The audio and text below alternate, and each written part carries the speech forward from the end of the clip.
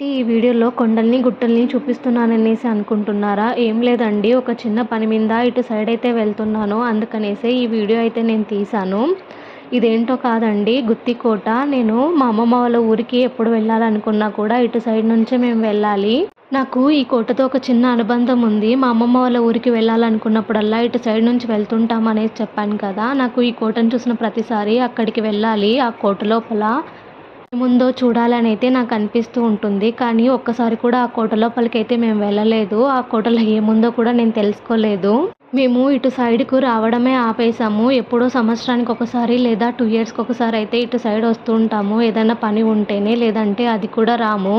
మా సైడ్ కూడా ఒక కోటైతే ఉంది. ఆ కోటనైతే నేను చాలా సార్లు చూసాను. బట్ ఈ కోటనైతే నేనెప్పుడూ చూడలేదు.